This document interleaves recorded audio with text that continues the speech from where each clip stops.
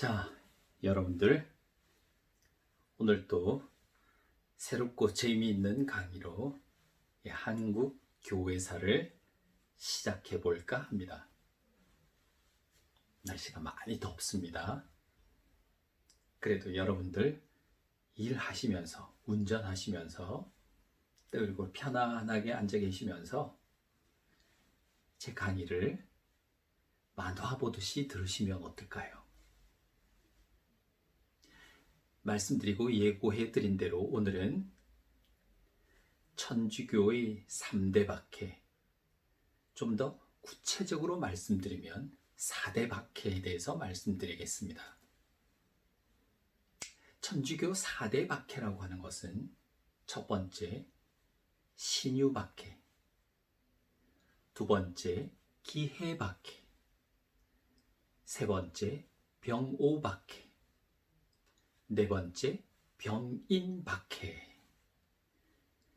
여기서 신유, 기해, 병오, 그리고 병인 하는 건 연대를 말하는 것이죠. 간지연대. 제가 언제 여러분들에게 간지연대를 쉽게 기억하는 비법을 알려드리겠습니다. 아무튼 천주교의 박해는 두 가지 측면에서 살펴봐야 한다고 말씀드렸습니다.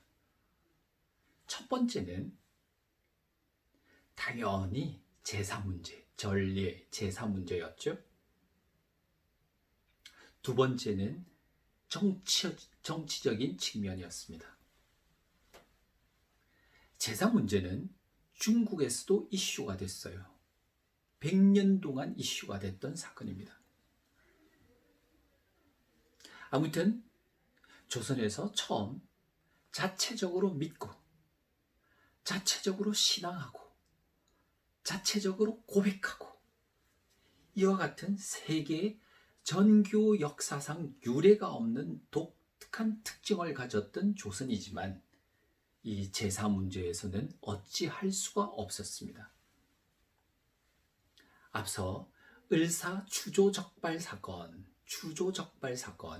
추조는 형조라고 말씀드렸죠. 형조. 또 두 번째는 윤지충의 모친상 소각 사건. 소각은 아니더라도 제사를 폐하고 신주를 묻어버렸던 이와 같은 사건은 엄청난 충격으로 와닿습니다. 성리학이 어땠습니까? 조선사회 전체 정신사를 지배하는 강하고 두꺼운 하나의 제례가 되고 규례가 되고 원칙이 되고 근본이 되었습니다. 그런데 그걸 무시해버린 것이었죠. 수많은 사람들이 상소를 올립니다. 양반들만 상소를 올릴 수가 있어요. 상소 가운데 임금이 가장 두려워했던 상소가 뭐냐면은 성균관 유생들의 복합 상소였습니다. 집단으로 상소를 올리는 거예요. 더구나 성균관 유생이라고 하면 아주 젊은 지식인들이고 앞으로 관리가 될 사람들이죠. 왕도 긴장합니다. 앞서 두 가지 그들이 내세웠던 것은 멸륜패상, 윤리도 없다. 삼강오륜을 폐한다. 무군무부, 그들 눈에는 임금도 없고 아버지도 없다. 어쨌든 대표적으로 윤하원이라는 사람이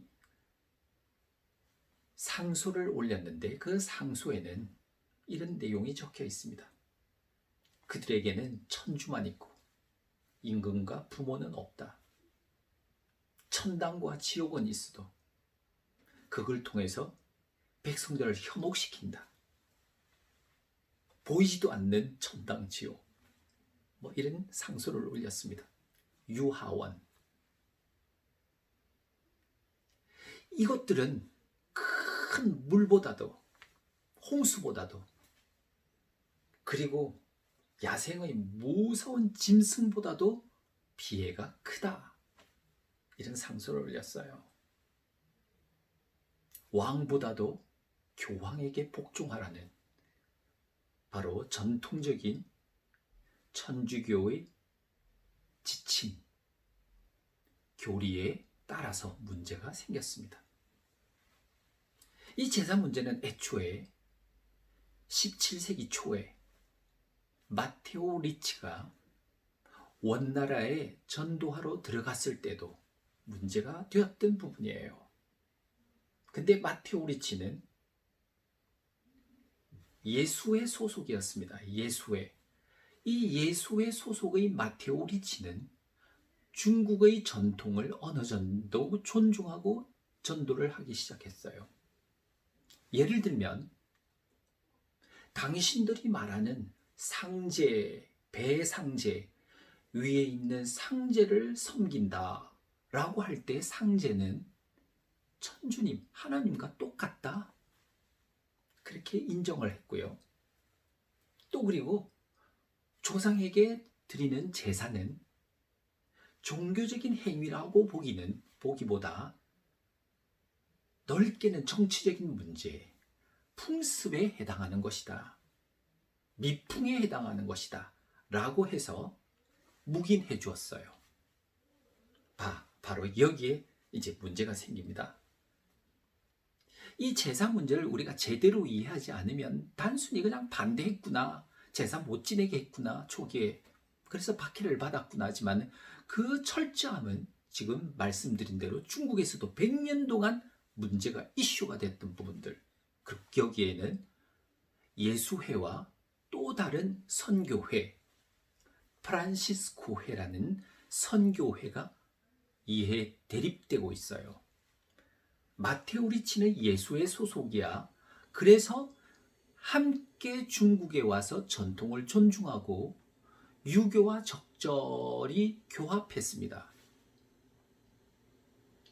프란시스코회에서 선교사들이 왔을 때, 이야, 중국에 있는 천주교는 이거 혼합주의가 되어버렸다 라고 비판을 해요. 그리고는 보고문을 교황청에 올렸습니다. 교황청이 발끈한 거죠. 그리하여 1715년 당시 교황은 클레멘트 11세란 분인데 당장 제사 금지령을 내렸습니다. 그리고 약 한 30년이 지난 1742년 부분에 1742년 이제 또 교황이 바뀌어서 베네딕트 14세란 교황은 더 강력하게, 클레멘트 교황보다 더 강력하게 제사 금지령을 내렸습니다. 나아가서는 30년쯤 더 지나서 1773년에는 아예 과거에 함께 전도 나갔던 예수회를 폐지시켜버려요. 왜 그런 짓을 했는가? 일종의 치죄를 한 거죠. 예수회를 없앴습니다. 이제 프란시스코회 선교사들이 가서 선교를 하면서 제사 금지령을 준수하는 것이에요. 중국에서도.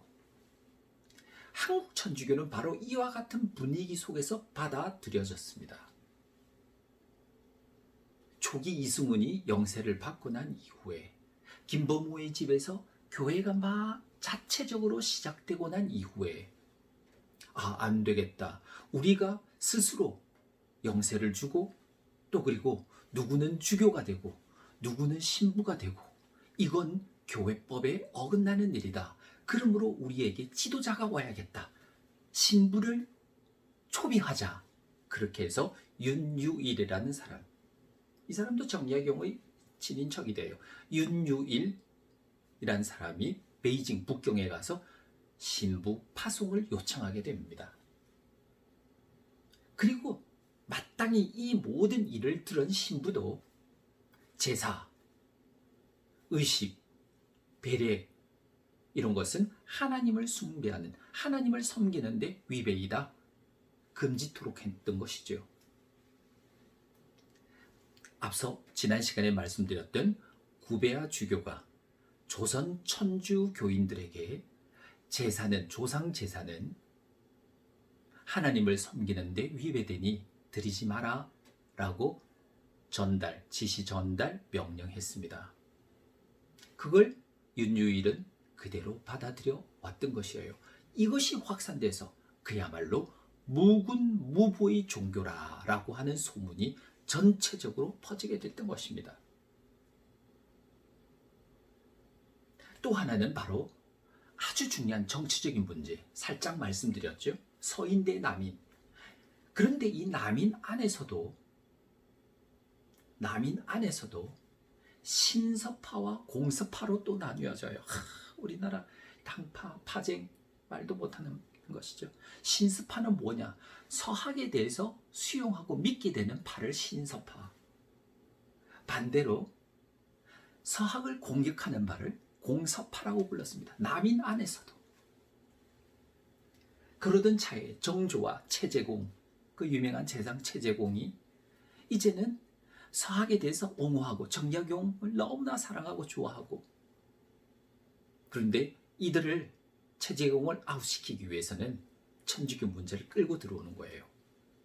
거기다가 윤지충, 모친상 문제가 생겼죠. 권상현이라는 사람도 똑같은 행위를 했습니다. 제사 문제를 트집 잡아요. 이 사건 이후에 홍문관에서는 보관하고 있던 서양 서적을 몽땅 불태워버렸습니다. 그리고 명령을 내려서 각기 개인의 사가에 있는 서양 서적은 불태워라. 만약에 그렇게 하지 않고 조사되어서 발각되면 치죄하리라. 죄를 물으리라. 그래서 다들 태웠어요.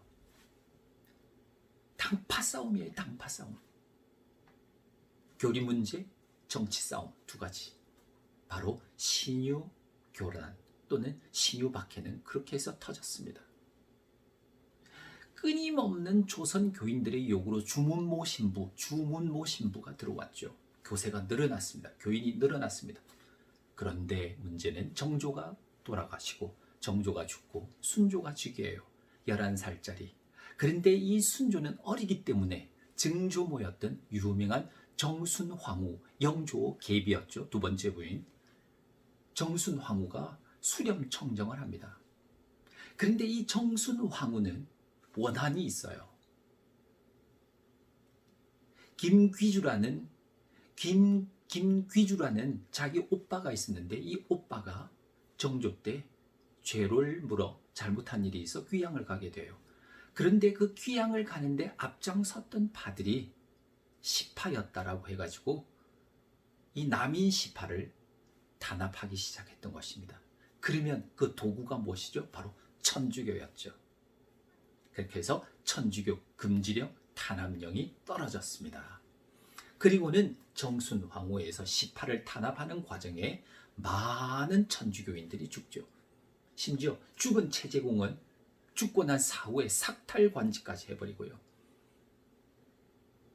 그리고는 1801년 신유년 주문모 신부를 비롯해서 권철신,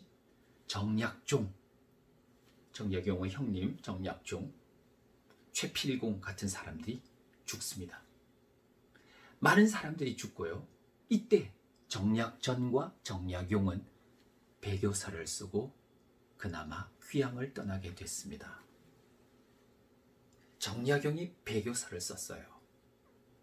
자, 그리고 이어서 계속되는 박해가 있습니다.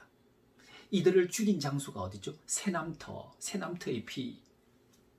소설의 소재도 되고 시의 소재도 되었고 영화도 되었던 곳, 새남터. 기독교의 어떤 이 유적지 중에 하나죠. 기해박해와 병인박해는 잇따라서 계속 여러분들에게 해드리겠습니다. 너무 길게 될까봐 잠시 끊고 다음 시간으로 넘어가겠습니다. 감사합니다.